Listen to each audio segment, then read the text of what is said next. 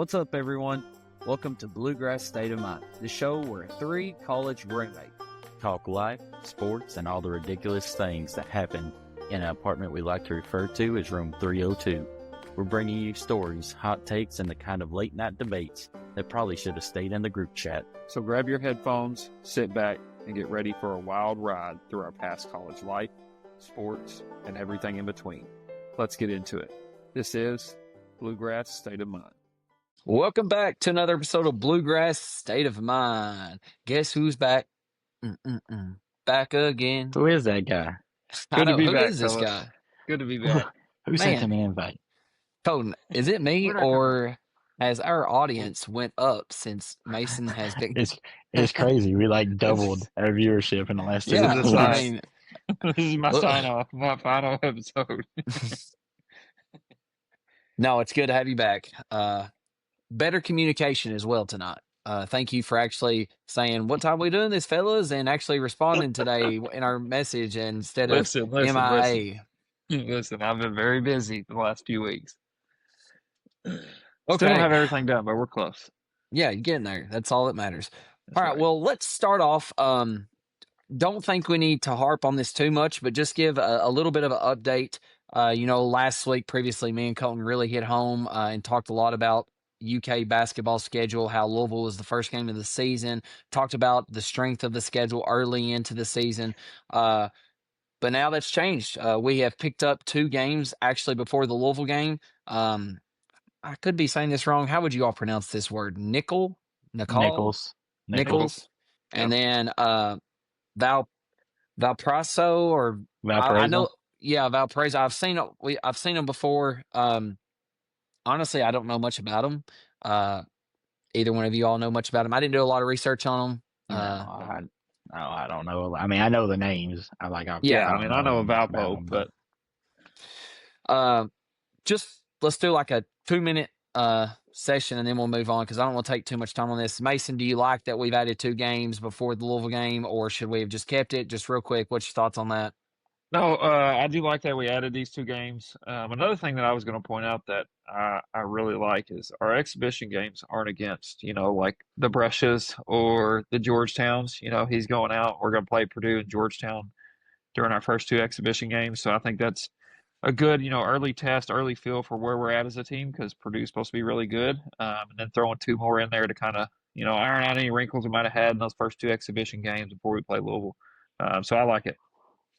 Colton, what are your thoughts on the picking up these 2 games? I mean, I think it still adds excitement, right? Because we always look forward to that, the whatever classic, the Champions Classic game, right? Because I mean, you get a first initial look at how we're going to be kind of against a solid team, and so now you get that a couple warm up games and maybe build some momentum, just see what you got to do, and then it kind of adds a little bit more to the hype of Louisville, right? Because you don't want to go into that Louisville game and lay an egg, right? It's one thing if we lose, but I don't want to be lost because it was the first game of the year and we completely had no idea what lineup. We had completely no idea, who was there, what could be done. And so it's just, not a good performance. So now maybe these couple games plus the exhibitions give you a chance to really build your lineup and be ready for that Louisville game. Yeah. Let's get to some UK football. We might revisit the UK basketball situation after this, but moving into this season, Mark Stoops is remaining the helm for his 13th season. It's really wild to think about that. He's been there for 13 seasons. Longest active coach in the SEC, right?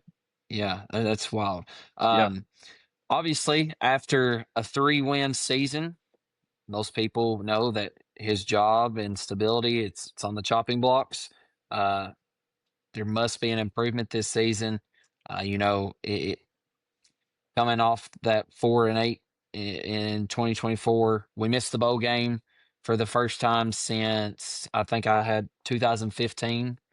So, I mean, to make that many consecutive bowl games is always a great thing. But once you miss that as an SEC that's just something you can't do, especially being in the SEC, running that kind of Power 5 school team.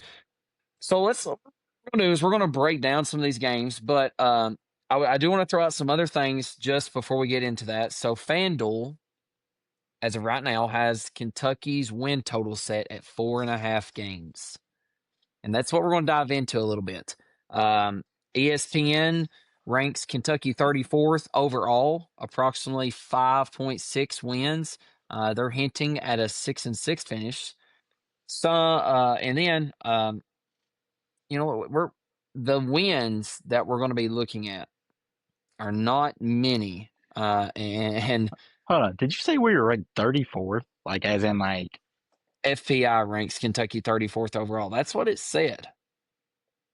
That's what it told on the online that I was looking at. Might be better than we think, boys. Not I a mean, chance. my stats could be off, but that's what it says right now. That's what I gathered. if We're on we're 30, upset alert on week wow. 1 against Toledo. Yeah, And I we're mean, but near the you know top what? 25 We're gonna go in optimistic though. You know Okay. what? That's Let's Yeah, do it. yeah. Go Cats. but yeah, That's right. obviously, go Cats as always.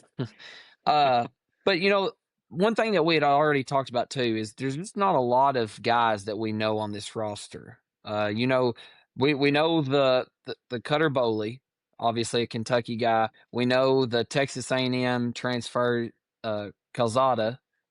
We know him, but I mean, other than that, there's just not a lot of big time names that we know. Like the Dane Key, we lost him. Barry Brown, we lost him. Like those are the names like coming in last year, like we're excited and we're looking forward to. But let's go through this schedule, and I want to hear some thoughts from you all. Wins, loss, and we don't have to dive deep into this. We can just pretty much, if you want to say win, loss, or if you know a little bit about that team, then go ahead. This is open mic. So let's first game of the season. We are hosting Toledo in Lexington. Now, I know that you all have shared some thoughts on the spread on this. So whoever, go ahead, take it. Yeah, I think the line opened at, I don't know, 12 and a half, 13 and a half, something like that. And it's down to 8.5 right now. I was listening to somebody talk the other day about Toledo, and they really like Toledo. I think they're favorites to win the MAC.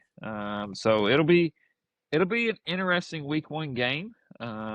I don't remember the last time, our week 1 game since we've been playing some of these lower, not big major schools. I don't remember the last time that a spread has been this low. We haven't been double digit favorites.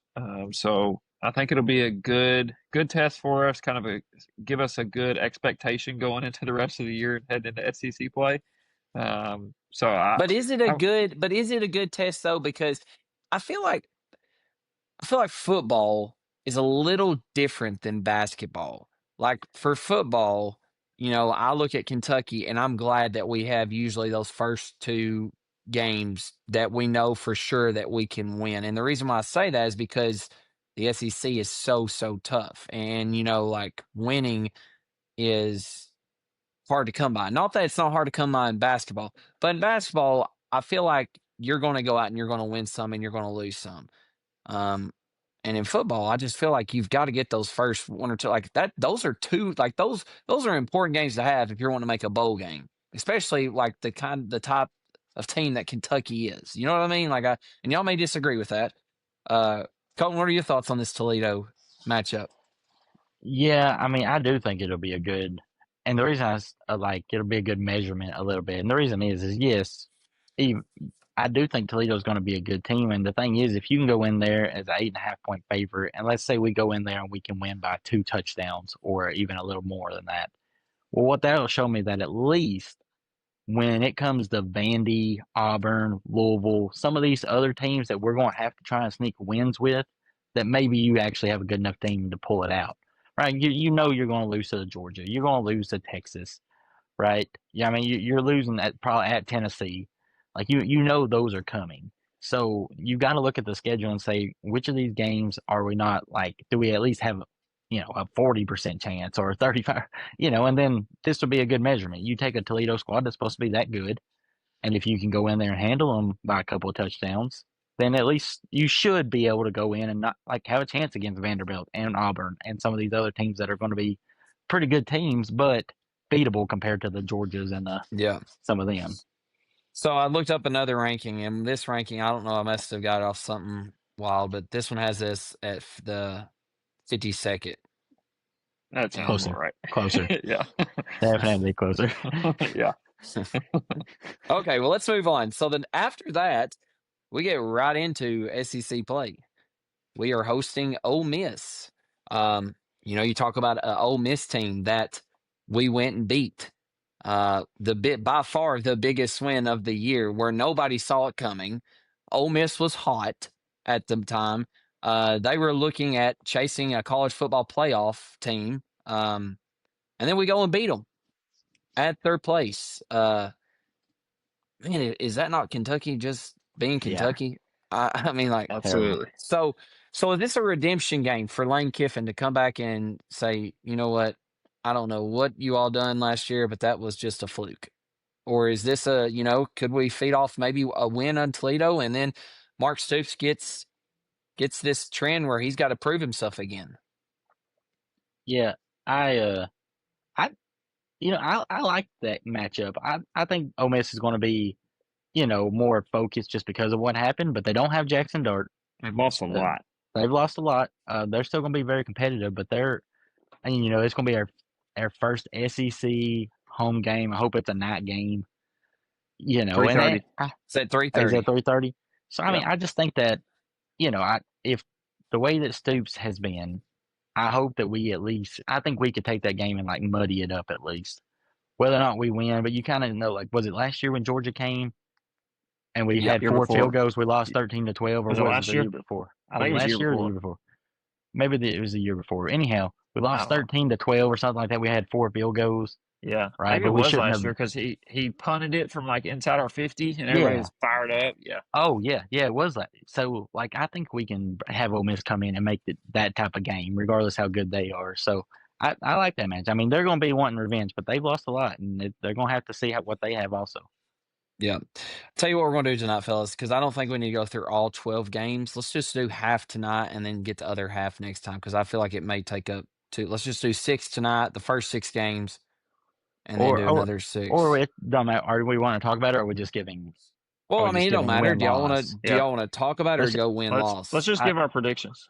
Okay. We can talk a little bit about a team if we want, but name each game, and we'll essentially just give so Toledo, we're all going win. Yeah. The same. Ole Miss, I'm going to say a loss. I'm going to win. I think if we win against Toledo, we win against Ole Miss. I do too. Okay, collectively, then we'll just go whatever the majority. So we're 2-0. Wow. All right, Eastern Michigan. Might as well go 3-0. Yeah. Man, we're hot. All right, so then we go to South Carolina in Columbia. Loss. For sure. Man, that's just that. Place to play. I don't know if last year that was the game that I think changed my mindset for Kentucky football. 100%. It was embarrassing. Mm-hmm. Yep. So 3-1. I don't think Stoops has beat Beamer, has he? I don't. No. I don't know. Probably not. I think Beamer beat him every time so far. Yeah. Well, then we're going to Athens, Georgia. Loss. Okay, so down to 3-2. Then we host Texas at home. Loss. I'm gonna say loss, but I would love for a win. It'd be awesome. I can see us making it interesting. I could see us muddying up a game like Georgia. Like I see us doing that, but loss. 3-3. Tennessee's coming to Lex after Texas. 2 back-to-back tough ones. We're going to muddy up one of those games. We may lose both of them. I'll say that. Tennessee's not as good this year. They've got some quarterback problems. I'm going to go win here. So that would put us at 4-3. Do you think Colton will win one of those and lose one, or lose both? I just think we make one competitive. I think the other one we probably don't be competitive. So I'm going to say lose both. I'm going to say lose both, but that's. I do too. I agree. I'm not saying we win. So let's go 3-4. 3-4. Finally. All right. At Auburn. That's coming off 2 straight losses. It's going to be tough. I wish it was at Auburn. We need to win that game. No, that's 4 straight losses, Dylan. Yeah. Oh, yes. I agree. I'm going to say that it's an L. I do too. I think we're at this point we're derailing. I agree. If we get to this point, 3-4, I think we're just. We're at 3-5 currently. Yeah. If we don't win one of the Tennessee or South Carolina game, Yeah. Yeah. or or something. I think that's Tennessee and South Carolina. I think those are But the hey, two but games. here's the thing though, If we we lose can 4 make a straight, late it's a wrap. stretch run, not like a run, but okay. So then we Right. have Florida at home. I'm going to say we win that. I, I'm going to I, change the perspective. I think we win Auburn before we win Florida. I'm going Florida I at just, home. Langley's we'll say win. Okay, so that's 4 and 5. We'll say win on one of the Auburn things. So we'll go to 4 and Okay. 5. Yeah. All right. Tennessee Tech win. Win. 5 and 5. At Vanderbilt Loss. Somebody can contain Pavia. Yeah, Have y'all he's watched that new Netflix series? I have not, because Kentucky's not even in College any football? of it. I felt like I watched the No, preview of it they're and really Kentucky not. stuff. There's So that's why I don't. there's a couple pieces about it, but it was pretty cool to watch. Y'all should watch it. So then we're at 5 and 6, and then we go at Louisville. Loss. Win, but majority wins. So 5 and 7 don't get a bowl game. Stoops is gone. Yeah, it's his last Yeah. season unless he just rolls out 8 or 9 Unless games. he rolls out at least a 7-win season, I think he's gone. Yep. I mean, I just think he's got to get to at least 7 wins. That would actually, I mean, that's 3 above what you're expected, essentially. And that's, and the thing is, what would save him is you get to 7 wins and you do actually have some decent recruits coming in, right? We talked about that quarterback. That's the highest rated quarterback we've had in a while and coming in to play baseball also. Like, you've got some guys coming in. And Kentucky, we'll get into a little bit in a minute about this new media deal they just signed. Go ahead and take us into it, Cone, because I'm going to go ahead and openly admit I did not get enough research, and you're going to lead this. I don't know much about it. So, Okay. Mason, I don't know if you know anything about it, but I Cone, haven't take really. it I away. mean, I've heard about it, Yeah. but I haven't dug into So it that much. I'll try to just break it down the best I can. So I was listening to Kentucky Sports Radio. So for anyone that's out there that haven't heard, so Kentucky signed a 6-year, $465 million media deal with JMI. So JMI is this large media company that essentially has been, they signed an extension. So they have been our media company. So, and essentially the deal is that Kentucky gets 80% of the revenue that the media brings in. But we're talking about like the actual Kentucky media, like post-game shows, the Kentucky broadcast, part of the like ESPN deal, the different talk shows, stuff like that. Bluegrass State of Mind. Yeah, Bluegrass State of Mind. So essentially that's revenue shared amongst the athletics department. So the reason that this is interesting though is because before, so it was just JMI was just over the media. And we had Club Blue was their NIL collective. JMI is now going to take over the NIL. Club Blue is no longer going to exist. This is why it's interesting, because essentially JMI covers some schools, but they only cover 3 major schools: us, Notre Dame, UCLA. And UCLA and Notre Dame are both keeping their like private collectives, like their Club Blues. And essentially the way that works is Club Blue, like, so say Mark Pope wanted you to come play, Dylan. He would come and recruit you. You would agree that you would come play for Kentucky, and then essentially Club Blue and you would negotiate a deal, right? Negotiate how much NIL you were getting, and then essentially if you never met it, then you could have the freedom to go somewhere else. Like you could decommit, say they just didn't give me what they wanted. But Club Blue would be in charge of that. Well, given the recruits that we've had, they've done a great job the last couple of years, especially with Mark Pope. Now, JMI essentially will have these rights to kind of control the NIL aspect of it. And they're not very modernized. They talk about them not being like up to date on some of the media stuff, and they're afraid. The worry is essentially that JMI won't be able to, like, some of these top players that are going to want more money, that they're not going to be able to keep them, and essentially these players are going to go somewhere else. And so there's a big who fear. does JMI, like, have they said anything like who are the people that are going to be associating themselves with this deal? Like, is it going to be people who are knowledgeable of the sport of, like, or is it just going to be just media people? That's what the worry is that they don't really have, because like the Club Blue, they essentially would take, they had essentially like a general manager of the Club Blue Yeah. And no one really knew who he was. Like, no one really even knows a name, but he's done like a great job at it. I mean, you've seen the recruits we've brought in so far in their transfer portal and some of the stuff just in a short time. They've done a great job. And now they're worried that essentially there no other school, that's the thing. Like this, No we're other like the school has only it. no other school is doing this. We're the That's what I was just only reading. ones that are allowing the media like company, like the ones that Louisville have, they have like 50 other schools, and all 50 schools have their own collectives. And we're the only one that's allowing this media company. And so their biggest fear is that you're putting a lot of trust into one company. And they apparently to them it's a company that's not very modernized and understanding some of the up to date like how to handle media, how to handle players, NIL, some of that stuff. So whose call And was this? Like who I guess it's the universities. I don't know if it's the president, the athletic is it? Mitch department. I don't know Barnhart, how you it is. think? I don't. Did he I I have don't read any know. somewhere. I It read somewhere it was Mitch who kind of I think made this yeah, final and decision. it may have been. Like I said, they were a media person. That's not the thing. That's not new. They just signed an extension. But taking over the NIL deal, like from the collective, like everyone else is keeping their collectives. Everyone else has their like club blues, where like Private. those private collectives, and now Well, we're that's what they're under built for. Like that's what it's right. in. Like, We're and the you're only taking a Exactly. one that media We're the strictly only that's correct. trying to one associate that is themselves with NIL, which don't correct. really correlate. And so I mean, that's a concern going forward. I mean, I mean, I think that there is some worry, like not saying it could or be bad or not bad, like that you don't know until you see. But I mean, knowing how good of basketball players are interested in Kentucky and knowing the world that we live in where all of a sudden they see money signs, right? Kids see money signs in the eyes where you got random schools that would never been relevant all of a sudden getting top players in the country like Rutgers last year, right? Because when they all of a sudden they hear money, well, what happens if they come? They want a little bit more money, and this JMI is not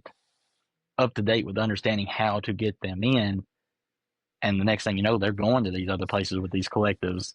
I, I mean, I So just think that it's just playing devil's advocate here. I mean, whether or not they don't really know the game and not are not modernized, maybe they are doing this because the money itself, like yeah, they can yeah. pour Money is that not going to be money an issue. into They it. talked about So that. Yeah, that's Money's yeah. So that's why, like that's I'm they're sure backed by the some leading. big, like the yeah. JMI is backed financially by some big time companies throughout Oh the yeah, nation. yeah. Money will not be the issue. That they talked about that. Like that's not going to be a problem. I think it's just a matter of you're putting your faith in the crazy world of NIL now with the Exactly, transfer and portal, it can change everything. overnight. Right, and it's all in one, right? We can't go to a different collective and say, "Hey, can you bring in a little bit more money? Could you find the deal for this guy? Could you do this?" Like that's no longer. It's all in one thing, and that's a lot of trust to put in for, especially as powerhouse as like big a brand as UK is. Yeah, So, I mean, it's to be seen, but it is something to kind of definitely interesting. Everyone should go give that. You go to Matt Jones. He's got a few like little clips that Yeah, he broke down. He only talks about that you can listen to. And so you can kind of hear it for yourself, but he explains it pretty good. Go give it a listen when you get a chance, but it's yeah. something But to think don't about. go there before. But don't go there first. Come to Bluegrass State of Mind first, then make Yeah, your way over to KSR. I'm just hoping that Uh, it was something like, JML was like, we don't care what it is, we'll match whatever, give you whatever. We have all these guys, and that was somewhere in the fine print. Because I know they'd yeah, been talking. I read about this not too long ago, where they'd been talking with like UCLA and some other schools and things, and everybody was like, I think they're going to do it. They'll be the first ones to do it. Now we're the first ones to do it. So yeah. I'm yeah, hoping that it was something like, we'll back you whatever it is, just let us know. But we'll see. yeah. Yeah, that's very interesting. Good job, Colton. Yeah, I didn't know much about it. I mean, I typed it in on Google and read some of it, and then I was like, you know what? I'm just gonna let Colton break it down and kind of just make it a little bit more simple for me because what I was reading, it was a little bit more complex, and I was just didn't really want Yeah. to. My brain was not wanting to read Right. complex things at the time. Um, well, we're going to move on to a new segment that we've never done before. Um, Colton and Mason don't know what I'm about to ask them, but this is a segment called Overrated, Underrated, or Right on the Money. And essentially, what I'm going to do is I'm going to say something. I'm going, and they are going to either say that is overrated, underrated, or right on the money. And obviously, if you all don't agree with each other. That's what I mean. Let's talk, let's debate, let's discuss here. But if it is something you both agree, then you all can give your reasons why. So our first one, and we'll just go back and forth. So we'll start with Colton, and then go to Mason, then Colton, Mason, Colton, Mason. So your first one here is Georgia won't make the college football playoff this year. Is that overrated, underrated, or right on the money? It's underrated. Or how would you say it? I guess over. I think they are going to make the playoffs. So however one you want to say that. I think that Georgia kind of had a down year last year. I think they got exposed a little bit at quarterback. I do think that backup will come in. So that would be right on the money. Or No, no, you I'm said sorry. no. Yeah. Well, I said I won't make the playoff. Yeah, you're They right. said they won't make the playoffs. So I don't know Yeah. what you're saying. Like I don't know if that's an underrated statement or an overrated. Like I think it's overrated. Like I think they're Yeah. going to make it. Yeah, So overrated. I just think that they kind of had a down year last year, got exposed offensively. I think Kirby Smart is too good of a coach, and they brought in like they're too good of a school and powerhouse to kind of let that happen again. So I'm what they say they're definitely making the playoffs. So that would I be agree. overrated. You were correct. Overrated. I agree. You're going overrated, Mason? Yep. Okay. No debate there. All right. Our next one. Actually, let's start with Mason this time. Mason, Jamar Chase should absolutely be the number one pick in fantasy football, without a doubt. Overrated, underrated, or right on the money? I'm gonna say I guess I would say it's overrated. I don't think he should definitely be the number one pick in fantasy football. And reason being is, yes, he's a great receiver. Joe Burrow's a great quarterback, but they've been a little wishy-washy the last couple years. Joe Burrow's been injured, off and on the last couple years. I think it's a little bit of a risk. Not saying that I might not take him, but I just don't think he's like absolutely you have to take him first every single time. Colton, overrated, underrated, or right on the money? Right on the money. I'm for sure taking him if I had the first Here we pick. go. That's what I like to hear. Let's hear it. Explain your Number reasoning one. here. Listen, yes, 100%. Well, you name someone else. You can't name someone else with the consistency that they have because you can't say Justin Jefferson because you don't know about McCarthy, right? JJ, I mean, could, or you hope that he is, but like JJ McCarthy has yet to throw a pass in the NFL. But who knows? So, I mean, Burrow's been healthy one full season.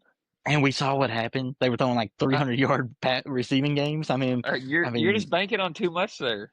I That's just my think thing that with it. I think they're going to be out for something to prove. I think they all got paid. Look, Higgins got paid. Chase got paid. That is true. They did get all paid, which is they're all huge paid. for that team. They're I happy. agree. I like They're the all Bengals. happy, and they were all healthy last year, and they come up short. They got hot a little late, but it was too late. I think that they're going to come out with, and I think they're going to have to because I still think their defense is terrible. So I think they have a goal to absolutely have to. So I just don't think you can name another player that you can sit there and honestly say 100, like more than 50% would be better than Jamar Chase. Like I just don't think there is. All right. Colton, here's your next one. Kentucky football wins 6 games in 2025. Underrated, overrated, or right on the money? Overrated. Overrated. I love the Cats, man. I would love to be wrong about this more than anyone. But man, I mean, I don't know. I mean, it's just such a mystery. I think the quarterback's got a good arm. Other than that, I don't have any idea. Right? We lost defensive pieces. Maybe we're a little younger, so maybe we'll show some promise to maybe look towards the next year. I just don't. I think the SEC is just the thing is the wins that we used to look at Louisville, Vandy, like they're no longer wins, right? Like they're no longer like get them. Yep. So now it's hard to find 6 wins in the schedule. Mason, I agree. overrated, underrated, or right on the money? I agree. Everything Overrated. he just said. Okay. All right, Mason. Joe Burrow will lead his team to a Super Bowl appearance.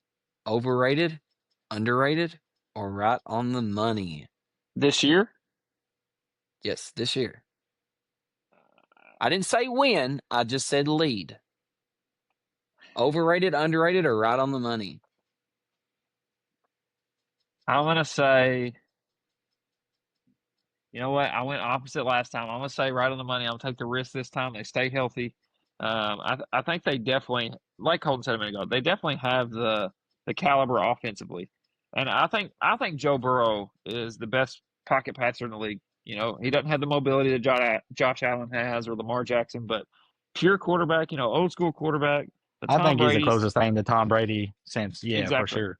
Yeah, I mean, 100%. So, he's Colt, what are you great, going but with? they just have to stay I still healthy. want overrated. Overrated. Yeah, they don't have And to. what's your You're the reasoning for opposite. that? I mean, you was going Listen, crazy about Jamar Chase and Joe Burrow and the I connection. do, So but why are their you saying overrated? because their defense is not that. Like, I don't care. Like, it just offense is good, but their defense, so it's going to have to prove me wrong. I mean, they didn't re-sign Trey Hendrickson. They're still in contract. Just and he's your top sack. He led the league in sacks. They just And you ain't settled with signed him. their draft pick, right? Yeah, they just now settled with the rookie draft pick. Like, From he was Texas back A&M. practicing with the Texas A&M for a while because they didn't practice. Yeah. Like, he was about to go back to college. But I mean, I just think their defense. You're still in the same division with the Ravens, right? And there's still Patrick Mahomes you had to go through and Josh Allen all in the same division to get to the Super Bowl. I think it's overrated. I'll give them playoffs at best. All right. Mason, did we start with you? No, we started with you last time. All right, so Yep. Colton, two non-power five schools will sneak into the college football playoff this year. Overrated, underrated, or right on the money? Not two non-Power 5. No, I think I think that's overrated. I just think that the committee learned a little bit of lesson with Boise State and SMU, and SMU is technically a Power 5 now with the ACC, but Boise State wasn't. I just don't see many other teams. I mean, like, I think Boise State's in the top 25. I think every other team that's in the top 25 is a Power 5 conference. So I don't think I haven't heard any like special things that's outside of a Power 5, outside of maybe Boise State. I just think two's a lot. I think they'd have to they might let one of those top teams in again. I don't think they're putting two in because I don't think they're going to want to put like a weak ACC team in again after what happened in the first college football, like the round. So I think it's overrated. I agree. I think it's Mason? overrated. I don't know a whole lot about, the non-Power 5 teams. I know Boise State's supposed to be pretty good again. I think really the only thing they lost is Genty. Other than that, I think they returned a whole lot. So I could see them getting in again, winning. What are they in the Mountain West? Winning the Mountain West and getting in. So I just, like Colin said, I don't see more than one team getting in. Just college football is so much different, than college basketball. Probably The talent Toledo. gap's so big. Yeah, and Probably eventually they win the MAC, go undefeated, beat us and go undefeated. At least we lost to a college football playoff team on the first week. I know it. Oh, all right, Mason. Next one, Cam Ward will be the Tennessee Titans franchise quarterback for the next 10 years. Overrated. Overrated. Listen, And why that? Go ahead. That organization and program right now, y'all need help. All right, y'all need help It's in pitiful. a bad way. Okay, I don't know what y'all need or who's gonna do it, but he is set up for failure. He better try to get traded as soon as his rookie contract's up if he wants any chance of lasting in the NFL. Colton, overrated, Agreed. underrated, or right on? Agreed. I'm a Titans fan, but that's nonsense. Listen, I think I love Cam Ward's attitude. I do have some questions about just his overall, but I mean, ability. I think he's got the perfect mindset. But listen, it's a Titans, and if you ain't got no one to throw to, and you got no protection, and you got no game plan, I mean, no one's going to succeed. And eventually, it takes your toe, and he's out of the league, or he's traded, and we're looking for a next one, thinking that's the problem, not the other.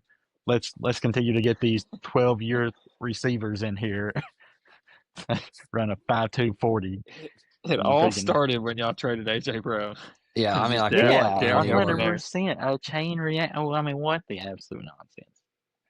Man, that was the. I mean, we'll go into that one night because I do have different thoughts on that. Like, I get where they did it, but like, we'll go into it one night. Yeah. Okay. Mark Stoops, Mark Stoops returns for the 2026-2027 season. Overrated, underrated, or right on the money?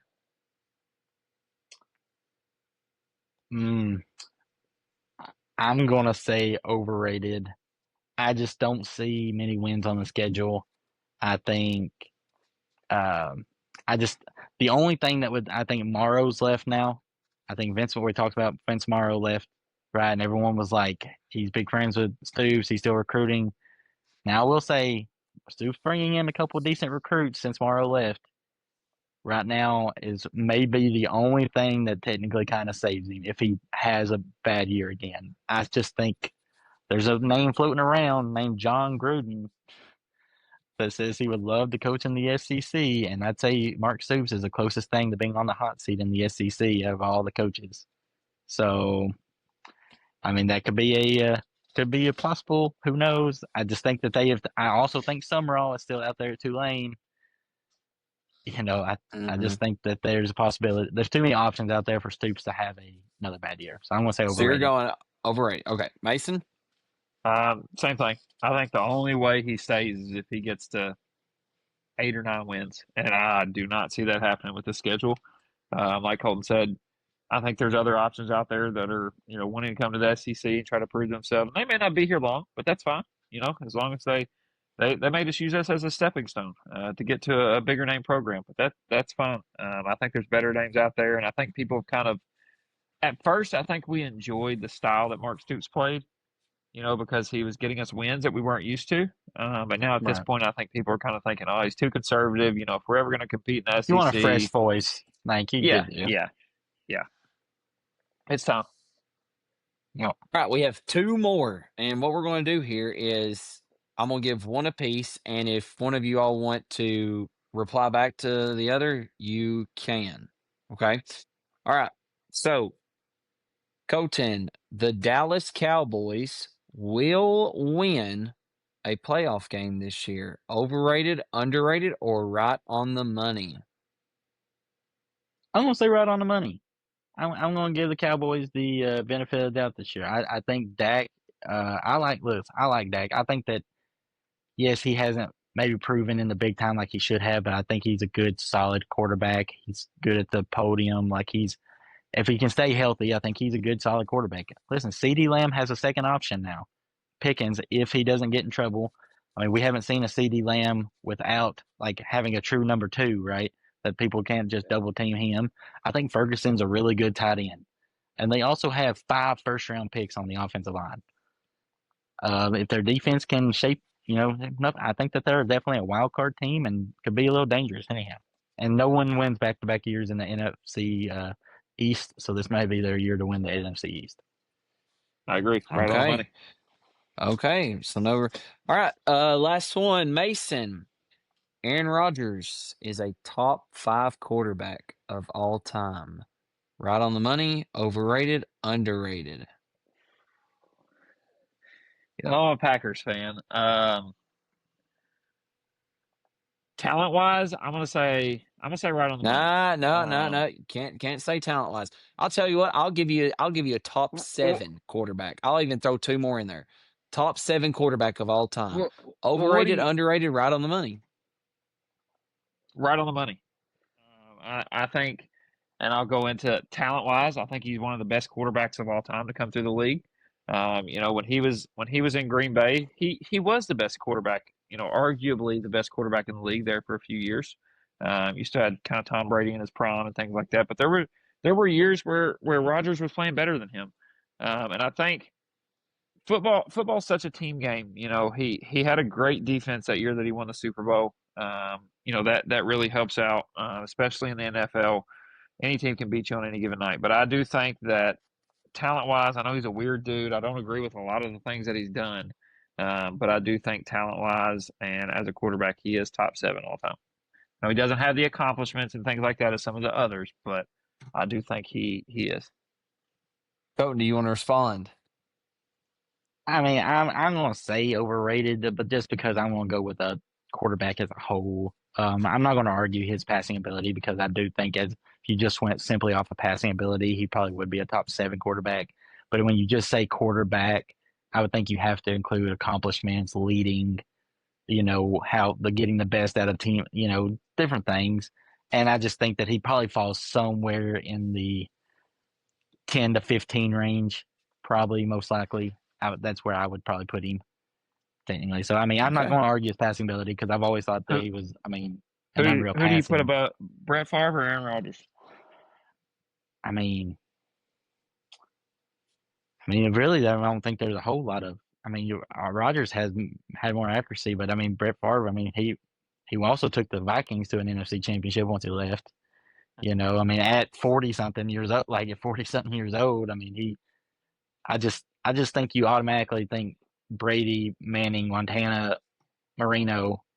Like to me, LA. like LA. Like I mean, you can name several right Mahomes. there. You got to put I just Mahomes in there. my home right. We're already talking about my homes, and then I mean, I just don't think. But to me, like Rodgers falls somewhere close to Breeze, wherever Breeze falls, right?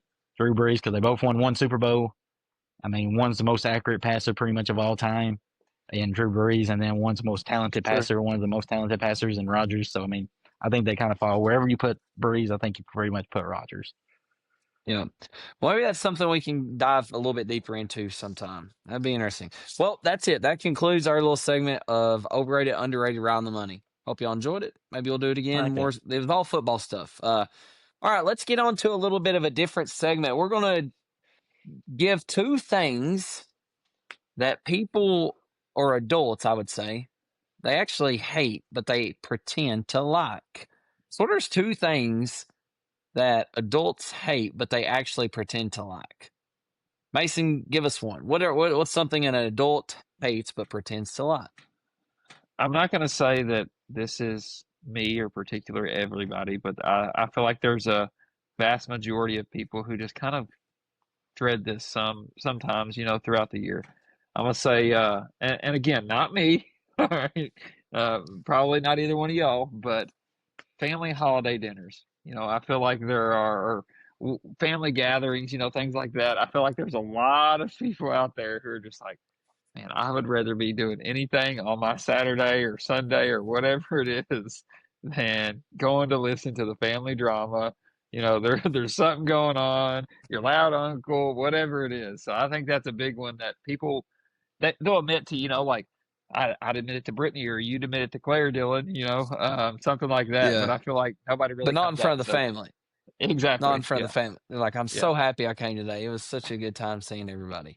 Like, can we leave yet? Get yourself together. So, what is something that adults hate but pretend to like? Going to the beach. Listen, there's a vast majority of people. One, the long drive, terrible. Two, sand, awful. If you got Sand is kids, you're spending terrible. the whole Tony is you're coming spending out the hot. you're spending the whole time watching the kids on the beach. You're afraid. Don't go in the ocean. Don't put the sand there. Listen, you're trying to keep them from being burnt the whole time. You're going down there. It's actually very expensive to be at the beach. You're only by the time you actually drive that far, drive back. It's a lot of drive time. It's a lot of mess. Very expensive. And Got to listen, pack and I unpack. hate being hot. You have to pack. Listen, nonsense. Listen, there's several people that love it. There's several out there that I know just be like, oh, terrible. I don't want to go beach. Yeah. Hey, that's a good one. I mean, yeah. I mean, it does make sense. I actually do. I really love the beach. I like the beach, but I can can't see stand like, yeah. I mean, like, Brittany just wants to lay there all day. I'm like, yeah, I mean, like if I'm this going is to the beach, so I just want to go to a boring. restaurant or to a golf course. I want nothing to do with the sand. Like, I hate the you don't sand. want to build sandcastles? I don't want to do anything. Like if I'm going to lay there and voluntarily burn, like it's just miserable. Like why would I just sit there? Yeah, I'm You gonna be you're better in the gonna have a shade. I burn lot might as of, playing well. golf. you know what, If for I'm gonna, me. but like I would, yeah. If I'm gonna burn, I might as well get burnt playing golf. I'm not gonna just sit there and be like, please burn me. All right. Well, here's one of mine. So I hope y'all know where I'm coming from, but I think that not that I mean, low key, yes, this is me. Not that I would never not want to be in it, but I mean, it is for real. If you really think about it, I'm going to say being in a wedding party. Yeah, And, Yeah. and the reason why I say that is because one, you got to pay for a suit or a tux. That's $200+ if not $250, $300. And majority of the time it's rentals. I mean, it's and just what it is. you're gonna wear it And for you're a going to few wear it hours. one time. 3 Yeah, you're going to wear hours. it for a Yeah. few hours. Two, you got to be there so early for pictures. And if there's anything that guys don't like doing is standing around taking pictures. I mean, it's ridiculous. Especially if Three, it's 90 degrees out. yeah, and that's Awful. my point. Three, usually weddings are in the summertime and it's hot. It's in June or July. Yeah. So you've spent nearly $300. You have been there for 2 or 3 days straight, just standing around taking pictures. It's hot. And then 4, usually, if you're in the wedding party, my last point, you have to do all the extracurricular stuff that you don't get paid for, or your time is like, it's just like, hey, you're in the wedding party, guys. You need to help put out chairs. You need to help put out tables. You need to help clean up. Like, what? This is Trevor. awful. Like, but Trevor's not he's not the only one though. Like, but I mean, like, seriously, No, think you're about it, right. guys. Like, we love you, Trevor. Like we love the wedding part. Like we're proud. We And, love like- to help. like, if either one of y'all ever get married, I would love to be in your wedding. But at the same time, though, like, I expect the same when I asked y'all to be in my wedding. You don't. Hey, at least I let y'all keep the suits. It wasn't a rental. But you pay a bunch of money. It's hot. You sit around, take pictures, and you have to do all kinds of stuff. I mean, it's just not really a fun gig. But then you're like, man, I can't wait for your wedding. I love. Thank you for letting me be in your wedding. Man. But yeah, that's fine. Mason, what's your second one? I'm cracking up. So my second one is, and I feel like I'll say this. I feel like we all kind of had the same taste here, but listening to somebody else's music, like you're in the car with them, or Oh yeah. you're out on the golf course, or you're working out, or whatever it may be. They turn on your music and they're like, "Hey, you ever heard this song?" You're like, "No." And they're like, "It's the best song ever," and you're just sitting over there like, "Yeah, it is." And in your head, you're like, "Man, this is awful. Can we please turn something else on?" So that's one for me. Yeah. Mason doesn't like listening to other people's music, but he's like, yeah, man, I love this song too. It's such a good song. Yeah, man, this is great. I'm gonna add it to my playlist. I will never I've done listen that to same this again thing. in my life. I've drove down the road, started singing, thinking, "Hey, you should start singing too," but they don't start singing. That's what I'm talking about. All right, Cole, what's your second one?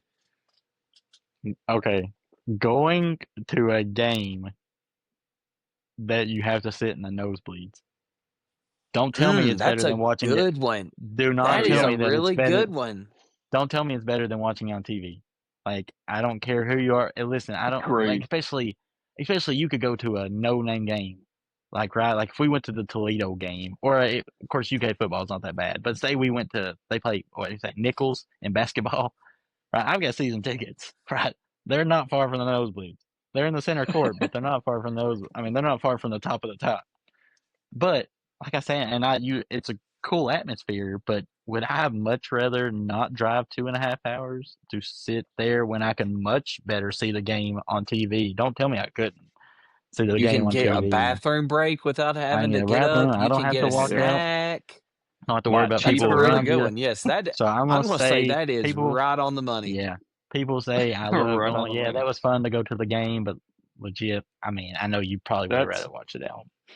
That's one of mine and Brittany's rules. If we ever go to a game, we're paying the money for good seats. I don't care what it 100%. is. By far. Yeah. That's one of our rules. We don't go watch a game if we don't have great seats. I can't do it. Yep. My last one is kind of similar to Mason, your first one, but not my. It's hosting a big party. Like you're the host. I can't think of anything that you would like. I can't think of anything that you get out of hosting a big event, other than the fact that it's at your house and you can maybe take a little pride. Other than that, though, you have to take time to prep for it. You have to invite people. You have to schedule stuff. You have to make all the food. You have to clean up your house. You have to make sure everything is out. And honestly, during the whole entire party that you're having, you don't even get to enjoy No, the you're company. worried. You're worried all the time. You're worried about trash being out or being picked up and like having another trash out. You're worried about host or being a good host. Just trying to be a good host. And like that's not fun at all. I would hate that. Like I can't even enjoy being with my friends or anything because everybody's there and all I can think about is like how can I help somebody?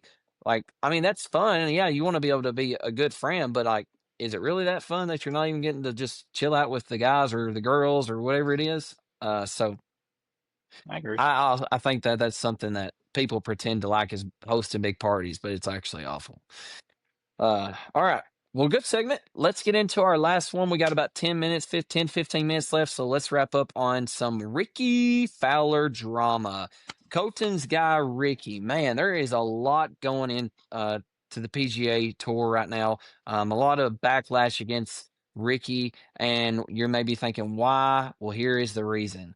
Ricky Fowler, after finishing the regular season ranked 64th overall, he secured a T6 finish at this past week's FedEx St. Jude Championship, which propelled him into the top 50 in standings, which allows him to advance and ensure his participation of next year's all signature events. And he also has moved on into the Tour Championship or to the BMW, which is played this week.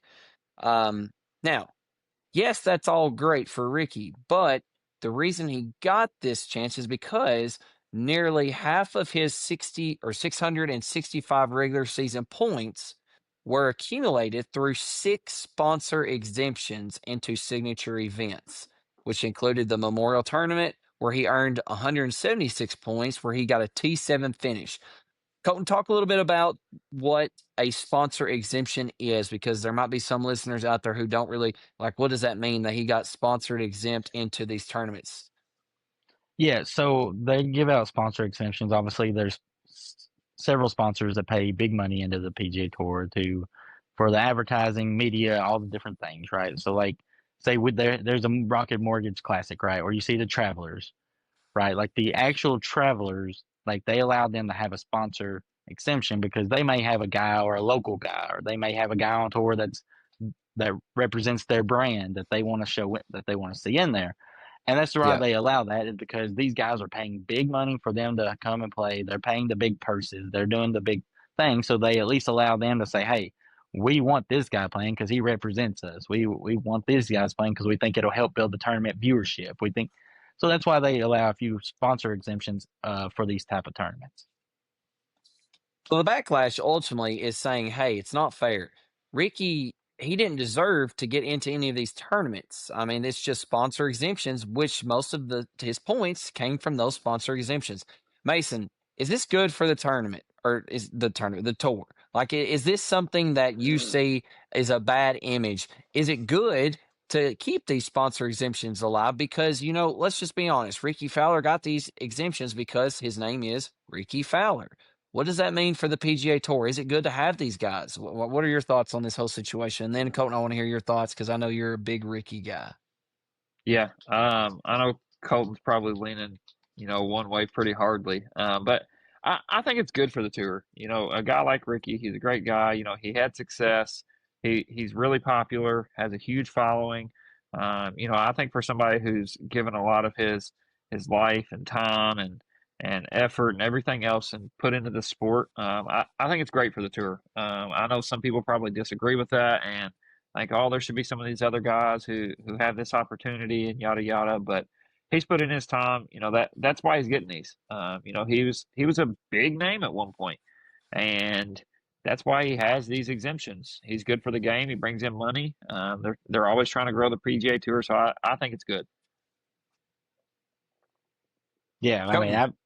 obviously, I think it's good, and that's not just being biased towards Ricky, because obviously I was happy he got the sponsor exemptions, but it's the same way. People got to remember it's a business.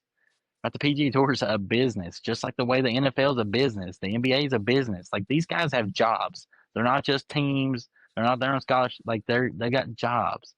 And if my business would excel more from having you in it than someone else, why would I not have you in it? Right? I mean, year in and year out, Ricky, if you was to sit there and name the top 10 most popular players, he's in the top 10. Simple as that. And you take about all the good golfers there is now, just off popularity alone, Ricky is still in the top 10 as far as most popular golfers. And that should speak, that speaks for itself. So if I've got a chance to add someone like Ricky Fowler to our tournament off a sponsor exemption, and I'm giving you millions of dollars, why would I not why would I not want this tournament to have more viewership, more, got people wanting to buy tickets, like then to add someone random that, yeah, he might be playing well, but no, like, okay, let me say like this, he ended up being in the top 30 because he won a couple times. But like, had y'all ever heard of Ben Campbell before this year? He actually won twice this year on tour, by the way. Ben Campbell. Yeah. No, haven't heard, right? You're sitting here. He's won twice on tour this year, and you're like, who is Ben Campbell? Right. I mean, that's what I'm talking about. And like, why on earth would I love Ricky. So like, I'm keeping up with everything Ricky in this week's tournament, right? Like I'll watch the whole tournament, but I'll also be following Ricky closely. Ben Campbell was in the tournament. I'm not following Ben Campbell. Like I'm just not. So I think it is good. And here's the thing. They compared it to like Chris Kirk because Chris Kirk missed it by one getting into the BMW championship. Chris Kirk he got exempted into every, like he didn't get a sponsor exemption because he was already like into every signature event this year. So he got to play every single signature event this year and didn't make it. So the way I see it is Ricky took advantage of his opportunity, right? Chris Kirk had the same opportunity, right? Like he got to play in every signature event this year. He got to play in the majors. Like Ricky didn't get to play in the Did he win Masters the or Century Tournament of Champions? this year. No, the year before. Yeah, the year before. Who won it this year? Or I don't think he won it this year. No, Hideki won the Century Tournament Champions. Hideki won it this year. Yeah. Okay. Yeah. Chris Kirk won it last year. Yeah, he won it the year before. But yes, so that's my point is like Chris Kirk had the point. Like Ricky missed two majors also, and he didn't play in every single signature event. He played in a lot of them. He didn't play in every one, and he still beat out Chris Kirk, which tells me he took more of an opportunity when he had it than what someone like Kirk did. And so, I mean, it's hard to argue those things. Yeah. Yeah, I like to look at it on a basketball terms for me. I just think of like when you're talking about the business side of it, I think immediately of like NBA Christmas Day games. NBA Christmas Day games, you're not going to see like the Trailblazers playing. You're not going to see the Pelicans you're going to see even like when the Knicks were not great, the Knicks are going to be playing on Christmas Day because of the brand. The Lakers will always play on Christmas Day. Like that's what I kind of think of when you say the that Cowboys stuff. on Thanksgiving. Yeah, like that. Even whenever it's not, it's a business and it's all about the name and the brand. And I think the people who are out there causing this noise is the ones who just want to find something to pick about. It's kind of like the ones who are with the Rory situation who didn't participate last week. It's kind of irrelevant. It's just something to cause drama, to try to nitpick at someone or something. Because ultimately, I think most people with a level head and who actually are not like completely against the tour growing, I guess, in a sense, it's just common knowledge to just be like, okay, yeah, everybody knows who Ricky Fowler is. Even if you don't know golf, you know who Ricky Fowler is. Right. So it just makes sense to me. And you know what? It tells me something, like Ricky's trending. Ricky has played some pretty good golf lately. I mean, to not play in two majors and to not play in all the signature events and still make it to where he's at, you're exactly right. He took advantage of his opportunities. So good for him. Picks. I know we didn't discuss this, but we have 3 minutes. Obviously, I think we all kind of have a good little sense of who's playing. If you don't know, you can look it up real quick. Colton, I'm assuming you already have a good idea of some picks for you. If not, I can give you a second. But if you want to, go ahead and list your 2 picks in your sleeper. So I'm going to go with Hideki. I'm going to go with Hideki as my top one this week, and I'm also going to go with Patrick Cantlay. Last time that this tournament was played at this course, Patrick Cantlay won the BMW championship. He also, what did I say? What did I say last week? He was gonna backdoor a top 10, finish tied 9th. He heard the Ryder Cup stuff. Here he comes a little bit. I think he's starting to trend because the Ryder Cup talk kind of heated up a little bit. But Patrick Cantley's still good. And my sleeper, I'm going to go with Russell Henley.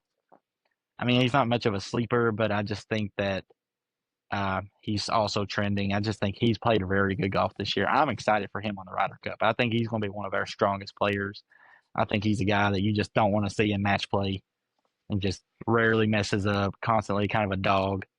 I mean, he just is. So I'm gonna go Russell Henley on my sleeper. I'll go. So my favorite, not favorite, I'll just pick two of them.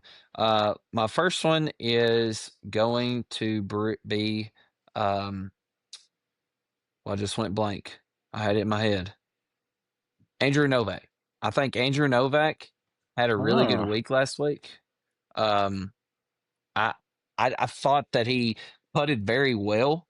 I think he's on that probably 10 to 15 range of possible Ryder Cup. I think that he's trying to make a strong case towards the end. So I like Andrew Novak this week. And then my other one is also going to be an American. I'm going with Keegan Bradley.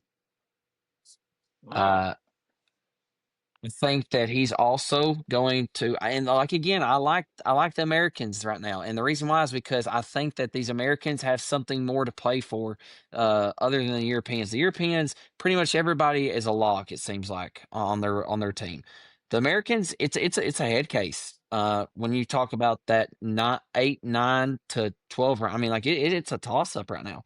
So I think guys are fighting for those Ryder Cup spots. So I got Andrew Novak, I got Keegan Bradley. And then my sleeper this week is going to be Cam Young. I still like Cam Young. I think he's played well the past 2 weeks. That was one of Obviously, he won 2 weeks ago. And again, like I said, another American who's fighting for that Ryder Cup spot. So I'm going Andrew Novak, Keegan Bradley, and Cam Young. Well, Cam Young was one of mine. I agree. I think he's playing well right now. I know he didn't win last week, but a top 5 finish. I feel like he may have hit the ball better than he did the week before, which may sound crazy. But I feel like he's picking up some good traction right now and playing good golf. My other pick is going to be Xander Schauffele. I know he's kind of been, he hadn't really had his moments yet this year like we're used to, but he's fighting to make it to East Lake. And I think that means a lot to Xander, and I think he's going to come out, play some gritty golf. I could see him, finishing top 10, top 5 this week. Just having that momentum, getting that momentum rolling in the East Lake. He wants to be there. You know how he is. I think he definitely wants to be there. And then my sleeper is going to be Harris English. He's right outside that Ryder Cup spot. Fighting for a spot there. I think he's finished runner up in 2 majors this year, right? Was it 2? Yeah. So playing well this year. So I'm gonna go with Harris English, Cam Young, and Xander Schauffele. All right, fellas, good episode. For everyone listening, continue to look out for Bluegrass State of Mind. Follow us and listen to us. We love doing this for you all. Any closing remarks, fellas? Go Cats. All right. As always, go Cats. That's a wrap for this episode of Bluegrass State of Mind. If you enjoyed the show, make sure to hit that like button and subscribe so you never miss an episode. Also, be on the lookout for our social media pages and be sure to follow them. We've got plenty more stories, insights, and conversations coming your way. And if you really loved it, make sure to share it with a friend. From the hills to the hollers, thanks for tuning in. Until next time, keep that Kentucky spirit strong.